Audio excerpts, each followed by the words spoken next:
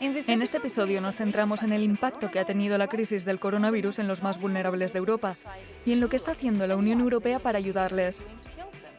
Se espera que la pandemia aumente el número de personas desfavorecidas y dificulte las condiciones de los que ya se encuentran en esta situación. Para saber más, visitamos Portugal para ver cómo la Unión Europea está haciendo frente a las necesidades de las personas vulnerables y entrevistamos a la presidenta de la Fundación Europea de Estudios Progresistas.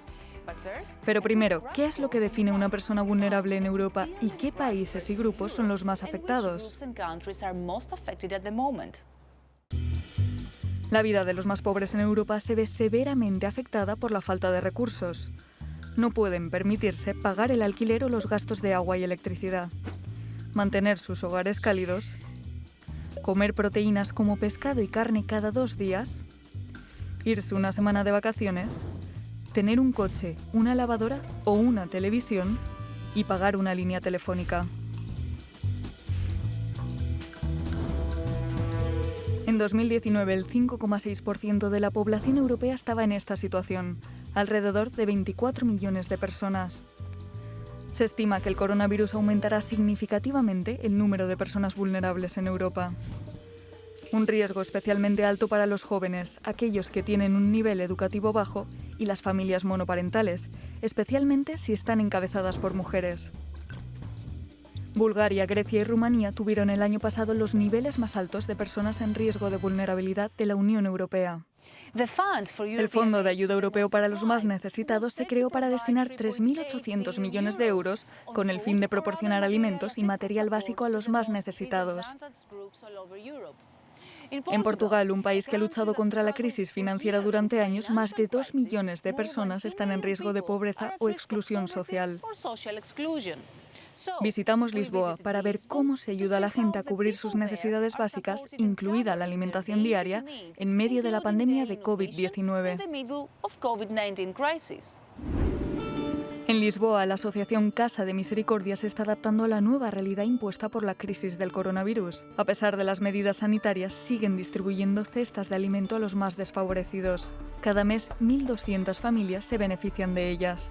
Como Sandra, contable y en el paro durante un año. Ella se mantiene gracias a un ingreso de integración social y esta ayuda alimentaria. Esto es importante para mí porque hay muchas cosas que no puedo comprar y esto suple las carencias. Por ejemplo, la leche es algo que realmente me falta, ¿ok? Y ahora tengo 2 paquetes de 6 litros y con el dinero que sobra, que no gasto en comida, puedo pagar las facturas de la luz, el agua y el gas. Las cestas como la de Sandra se financian a través del Fondo Europeo FEAD.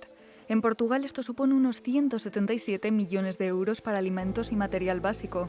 Las organizaciones que las distribuyen pueden utilizar ese dinero para comprar equipo de protección y asegurar que se siga prestando la ayuda. En Portugal, el Fondo Monetario Internacional predice que en 2020 la tasa de desempleo se duplicará, lo que representa decenas de miles de puestos de trabajo. Esta mujer perdió el 80% de sus ingresos como comercial y el negocio de su marido no pudo renovar su contrato. Un golpe para esta pareja que solían ser voluntarios.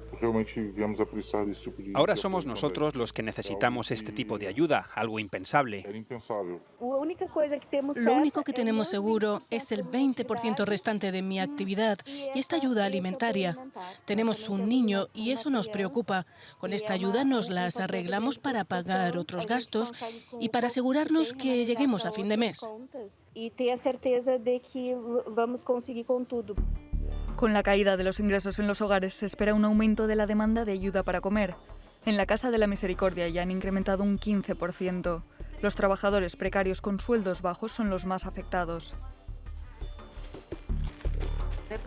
Vemos todo tipo de perfiles, pero sobre todo gente que ha perdido su trabajo. Anticipamos que podría haber un aumento en la demanda de alimentos del 50%. Estamos en un periodo de ajuste y tenemos que adaptar toda la logística y comprobar la disponibilidad de espacios de almacenamiento. La Casa de Misericordia tiene un gran patrimonio y los fondos europeos son muy útiles para completar este esfuerzo financiero.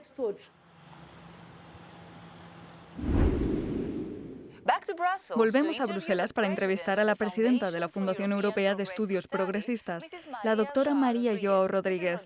La recesión ha llegado y los grupos más vulnerables y los más afectados son los más jóvenes y las familias monoparentales. ¿Qué tipo de medidas puede tomar la Unión Europea a corto y largo plazo para que todo el mundo esté protegido? Permítame que me concentre en los grupos que ha mencionado, los jóvenes. Muchos de ellos tienen trabajos que son precarios.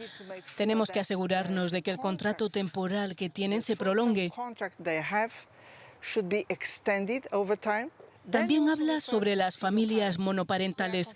Se enfrentan al dilema de ir a trabajar y dejar a sus hijos en casa o a sus hijos en escuelas que no son lo suficientemente seguras, o se quedan en casa con sus hijos y pierden su salario y su trabajo. Debemos extender los expedientes de regulación de empleo para asegurarnos de que no se tienen que enfrentar a este dilema.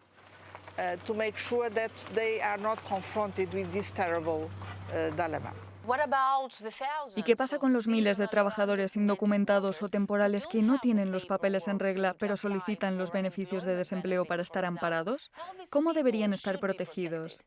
Me referiré a una medida lanzada en Portugal. Consiste en ofrecer a estas personas la posibilidad de registrarse para beneficiarse de las ayudas sociales.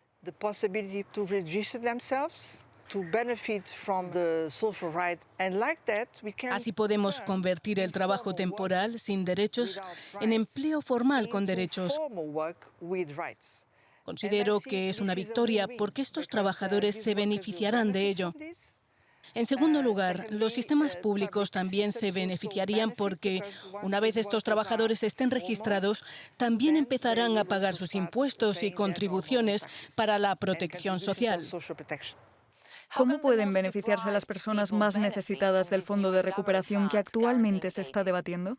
Tenemos que asegurarnos de que las pymes en particular se apoyen directamente con financiación para que puedan sobrevivir y relanzar su actividad. Necesitamos asegurarnos de que los esquemas de ingreso mínimo funcionen en todas partes para asegurarnos de que todos estén protegidos frente a la pobreza. Este tipo de apoyo solo puede funcionar si no se trata de préstamos, sino de subvenciones. Creo que ha llegado el momento histórico en el que los europeos deben decidir.